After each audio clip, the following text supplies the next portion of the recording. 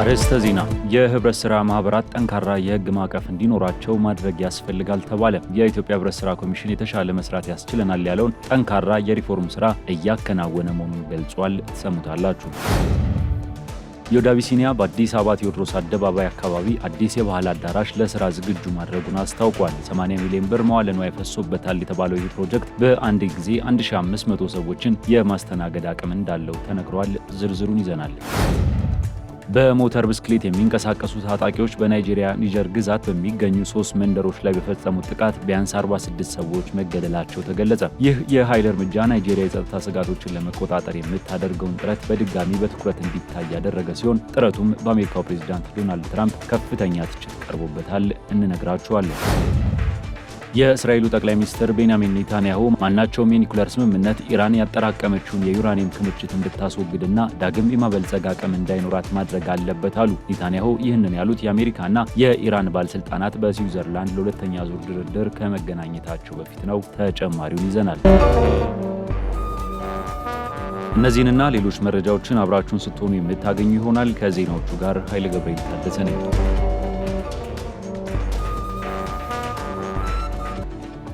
የህብረት ሥራ ማህበራት ጠንካራ የህግ ማዕቀፍ እንዲኖራቸው ማድረግ ያስፈልጋል ሲሉ በህዝብ ተወካዮች ምክር ቤት የመንግስት ረዳት ተጠሪ ወይዘሮ መሰረት ኃይሌ ገልጸዋል። ተጠሪዋ ይህንን የገለጹት የሪፎርምና ማሻሻያ አዋጁን በማስመልከት ውይይት በተደረገበት ወቅት ነው። የህብረት ሥራ ዘርፉ መንግስት ከጀመረው የሪፎርም ስራዎች መካከል አንደኛው ዘርፍ መሆኑን የጠቀሱት ወይዘሮ መሰረት ሪፎርሙን የበለጠ ለማጠናከር ህብረት ሥራ ማህበራት ጠንካራ የህግ ማዕቀፍ እንዲኖራቸው ማስቻል ያስፈልጋል ብለዋል። በህዝብ ተወካዮች ምክር ቤት የግብርና ጉዳዮች ቋሚ ኮሚቴ ሰብሳቢ አቶ ሰለሞን ላሌ በበኩላቸው ከሪፎርሙ በፊት 125,000 በላይ የህብረት ሥራ ማህበራት እንደነበሩ አስታውሰዋል። ይሁን እንጂ አብዛኞቹ የህብረት ሥራ ማህበራት የሚጠበቅባቸውን ተልዕኮ መወጣት የማይችሉ እንደነበሩ ጠቁመዋል። ቀደም ሲል የነበሩ ብልሹና ውስብስብ ችግሮችን ለመቅረፍ ዘርፉን በአዲስ የህግ ማዕቀፍ ማደራጀት እንደሚገባ ሰብሳቢው አብራርተዋል። የኢትዮጵያ ህብረት ሥራ ኮሚሽን ኮሚሽነር ጌትነት ታደሰ ህብረት ሥራ ማህበራት በገጠርና ከተማ ትስስር ላይ ያላቸውን ሚና በአግባቡ እንዲወጡ ለማድረግ ከፍተኛ ስራ እየተሰራ መሆኑን ገልጸው ኮሚሽኑ ጠንካራ የሪፎርም ስራ መጀመሩን ገልጸዋል።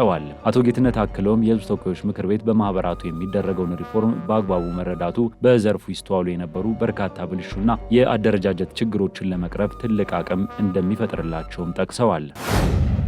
የኢትዮጵያ ብዝሃ ሕይወት ኢንስቲትዩት በክረምት በጎ ፈቃድ አገልግሎት መርሃ ግብር ያሰራቸውን መኖሪያ ቤቶች በሸገር ከተማ ገላንጉዳ ክፍለ ከተማ ለሚገኙ አቅመ ደካሞች አስረክበዋል። ኢንስቲትዩቱ ማህበራዊ ኃላፊነቱን ለመወጣትና የገነባቸውን እነዚህን ቤቶች ለተጠቃሚዎች ባስተላለፈበት ወቅት የተለያዩ የመንግስት የስራ ኃላፊዎች ተገኝተዋል። በተካሄደው የርክክብ ስነ ስርዓት ላይ የኢትዮጵያ ብዝሃ ሕይወት ኢንስቲትዩት ከፍተኛ የስራ ኃላፊዎች፣ ከግብርና ሚኒስቴር የተወከሉ እንግዶች እንዲሁም የክፍለ ከተማውና የወረዳው አመራሮች ተገኝተዋል። ኢንስቲትዩቱ ከዚህ ቀደምም መሰል የበጎ አድራጎት ስራዎችን ሲሰራ እንደነበር የተገለጸ ሲሆን የአሁኑ ድጋፍ የዚሁ ቀጣይ አካል መሆኑ ተገልጿል። ዮድ አቢሲኒያ በአዲስ አበባ ቴዎድሮስ አደባባይ አካባቢ አዲስ የባህል አዳራሽ ለስራ ዝግጁ ማድረጉን አስታውቋል። 80 ሚሊዮን ብር መዋለ ንዋይ እንደፈሰሰበት የተነገረለት ይህ ፕሮጀክት በአንዴ 1500 ሰዎችን የማስተናገድ አቅም እንዳለው ተነግሯል። የተቋሙ መስራችና ባለቤት አቶ ትእዛዙ ኮሬ እንደገለጹት አዲሱ ማዕከል ባህላዊ እሴቶችን ከዘመናዊ ቴክኖሎጂ ጋር አቀናጅቶ የያዘ ነው። ከባህል ምግብና ሙዚቃ አገልግሎት ባለፈ ለድርጅታዊ ስብሰባዎችና ለተለያዩ ማህበራዊ ኩነቶች የሚውሉ ሰፊ አዳራሾችን፣ የጉዞ ወኪልና የንግድ ማዕከላትን በአንድ ጣራ ስር አካቷል። አዲሱ ማዕከል ለ550 ዜጎች የስራ ዕድል የፈጠረ መሆኑ ሲነገር በአዲስ አበባ ያለውን የቱሪዝም መሰረተ ልማት በማጠናከር ረገድ የራሱን ሚና እንደሚወጣም ተገልጿል። በሞተር ብስክሌት የሚንቀሳቀሱ ታጣቂዎች በናይጄሪያ ኒጀር ግዛት በሚገኙ 3 መንደሮች ላይ በፈጸሙት ጥቃት ቢያንስ 46 ሰዎችን መግደላቸው ተገለጸ። ይህ የኃይል እርምጃ ናይጄሪያ የጸጥታ ስጋቶችን ለመቆጣጠር የምታደርገውን ጥረት በድጋሚ በትኩረት እንዲታይ ያደረገ ሲሆን ጥረቱም በአሜሪካው ፕሬዝዳንት ዶናልድ ትራምፕ ከፍተኛ ትችት ቀርቦበታል። የታጠቁት ቡድኖች ኢላማ ያደረጓቸው 3ቱ መንደሮች ከኳራ ግዛት ጋር በሚዋሰነው በኒጀር ግዛት ቦርጎ አካባቢ አስተዳደር ውስጥ የሚገኙ ሲሆን በዚህ ወር መጀመሪያ ላይ ጂሃዲስቶች በዚህ አካባቢ ከ160 በላይ ሰዎችን መግደላቸው ተገልጿል። በመንደር ውስጥ አብዛኞቹ ቤቶች የተቃጠሉ ሲሆን እስካሁን ከተቆጠሩት ሟቾች በተጨማሪ ሌሎች አስክሬኖች እየተገኙ ነው ሲልም ምንጩ ገልጿል። አንድ የኮንኮሶ ነዋሪ ለኤፍፒ እንደተናገረው ታጣቂዎቹ ወደ እሱ መንደር ከመምጣታቸው በፊት መጀመሪያ በአቅራቢያው በሚገኝ ቱንጋር ማኬሪ መንደር ላይ ጥቃት ፈጽመዋል። የኒጀር ግዛት ፖሊስ ቃል አቀባይ ደግሞ ታጣቂዎቹ ጠዋት 12 ሰዓት አካባቢ በቱንጋር ማኬሪ ላይ በፈጸሙት ጥቃት 6 ሰዎች መገደላቸውን ገልጸዋል። አንዳንድ ቤቶች በእሳት ተቃጥለዋል፣ ቁጥራቸው እስካሁን ያልታወቀ ሰዎችም ታፍነዋል ያሉት የፖሊስ ቃል አቀባዩ የጸጥታ አካላት በሌሎች 2 መንደሮች ላይ ስለተፈጸሙ ጥቃቶች መረጃን እየሰበሰቡ መሆኑን ተናግረዋል። ዶናልድ ትራምፕ በናይጄሪያ የሚገኙ ክርስቲያኖች በሽብርተኞች እየተሳደዱና የዘር ማጥፋት እየተፈጸመባቸው ነው ሲሉ ተናግረው ነበር። ይሁን እንጂ የናይጄሪያ መንግስትና አብዛኞቹ ባለሙያዎች ጥቃቱ ክርስቲያንንም ሆነ ሙስሊምን ሳይለይ በሁሉም ላይ የሚሰነዘር መሆኑን በመጥቀስ የትራምፕን ንግግር ውድቅ አድርገውታል።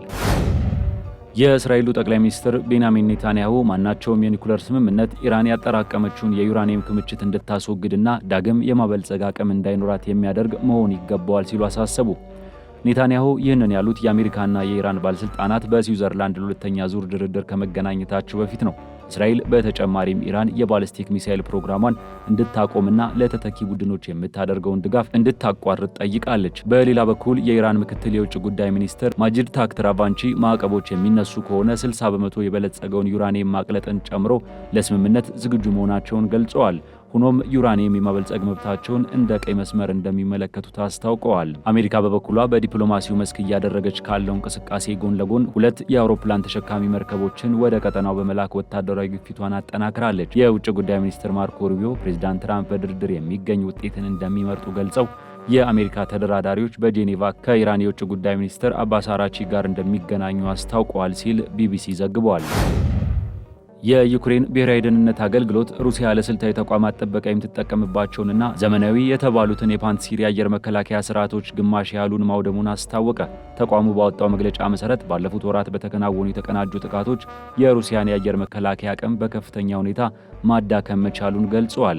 የፓንትሲር ኤስ-1 ሚሳኤል መከላከያ ስርዓት የሩሲያን የነዳጅ ማጣሪያዎች፣ የጦር ካምፖችና ሌሎች ቁልፍ መሰረተ ልማቶችን ከድሮንና ከሚሳኤል ጥቃቶች ለመጠበቅ የሚያገለግል ዋነኛ ቴክኖሎጂ መሆኑን የተናገረው መግለጫው ግማሽ ያህሉን ዩክሬን ከጥቅም ውጭ ማድረጓን ገልጿል። ዩክሬን ይህንን መከላከያ በከፍተኛ ደረጃ ማዳከሟን ሩሲያ በገዛ ግዛቷ ውስጥ ለሚገኙ ስልታዊ ቦታዎች የምታደርገውን ጥበቃ አደጋ ላይ የሚጥል መሆኑ ሲነገር፣ ለኪየቭ ደግሞ በሩሲያ ጥልቅ ግዛቶች ውስጥ ተጨማሪ አየር ጥቃቶችን ለመሰንዘር ምቹ ሁኔታን ይፈጥራል ተብሏል። ምንም እንኳን ሩሲያ ስለደረሰባት ጉዳት እስካሁን የሰጠችው ይፋዊ ምላሽ ባይኖሩም ወታደራዊ ተንታኞች ግን ይህ ኪሳራ ለሞስኮ ትልቅ ወታደራዊና ስነ ልቦናዊ ድብደባ መሆኑን በመግለጽ ላይ ናቸው። ይህ ስኬት ዩክሬን በምዕራባውያን የቴክኖሎጂ ድጋፍ የታገዘውን የድሮን ጦርነት ወደ ላቀ ደረጃ ማሸጋገሯን የሚያሳይ ክስተት ሆኖም ተመዝግበዋል።